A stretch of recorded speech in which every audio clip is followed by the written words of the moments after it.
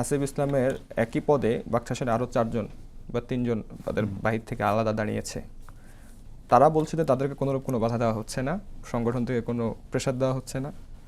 এদিকে আমার প্যানেলে তাদের সংগঠনের একজন, তাকে বহিষ্কার করা হয়েছিল আগে, এর পরবর্তীতে প্রেশার দিয়ে তাকে বসিয়ে দেওয়া হলো।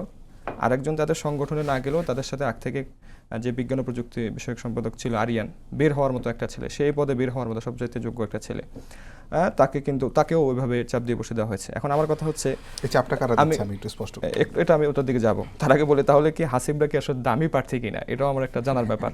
কারণ একদিকে আরেকজনকে বসিয়ে দিচ্ছে চাপ দিয়ে, আর তাদেরকে কিছু বলছে না, কোনো বাধাও দিচ্ছে না। তো এই ক্ষেত্রে আপনি বলছেন চাপটা কে দিচ্ছে, চাপটা কে দিচ্ছে এটা তো সুস্পষ্ট একেবারেই। যেহেতু প্রথমে তাকে বহিষ্কার করা হয়েছে সংগঠন থেকে, এমনিতে বলা হয়েছে যে বাকচাষ কোনো লেজুর ভিত্তিক সংগঠন না, বা হচ্ছে এনসিপি হচ্ছে নতুন রাজনীতি চায়, কিন্তু তাদেরই একজন যে মাহিন সরকার হচ্ছে প্রথমে কিন্তু জানুয়ারি ফেব্রুয়ারির দিকে ডাকসু আন্দোলন মুভমেন্ট শুরু করে আমাদের সাথে, আমরা যখন করেছি সেই সময়। তারপরে তাকে হুমকি দেওয়া হয়েছিল তুমি যদি থাকো ডাকসুই হতে দেওয়া হবে না, ফলে সে ক্যাম্পাস ছেড়ে পর জাতীয় রাজনীতিতে চলে যায়। সেখানে হয়তো সে কোনো ছায়া পায়নি, সেভাবে সফল হতে পারেনি দেখে সে আবারও ব্যাক করে ক্যাম্পাসে। তো এটা তো একটা স্বাভাবিক প্রক্রিয়া। আমি মনে করছি সে যদি আমার প্যানেল থেকে এসে জয়ী হতো, তার দলের পরবর্তীতে তার দল তাকে অন করে নিতে পারতো না, সমস্যা ছিল না। তাকে প্রথম বহিষ্কার করলো, পরবর্তীতে কি হলো, সে গত পরশুই তো সে করলো, ওদিন রাতে আমাকে হঠাৎ রাতের প্রায় 3টা সাড়ে 3টার দিকে নক দিল যে আমি বোধহয় থাকতে পারছি না আর। আমি বললাম কি হয়েছে, হঠাৎ কি সমস্যা?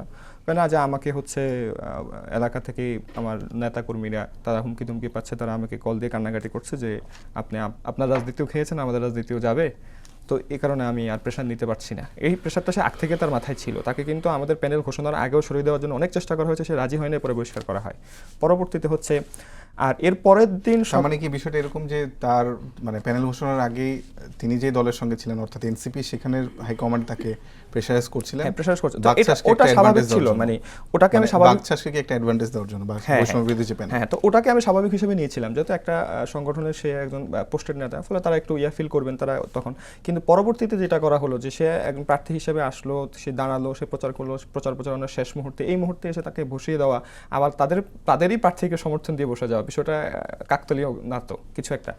এর পরের দিন কি হলো, সে যেদিন বসলো সেদিন সন্ধ্যায় আবার আমার আরেক প্রার্থী, তারও অবস্থা খারাপ, তাকে হুমকি দেওয়া হচ্ছিল যে তার বিভিন্ন পার্সোনাল তথ্য অনলাইনে ছেড়ে দেওয়া হবে যদি না বসে।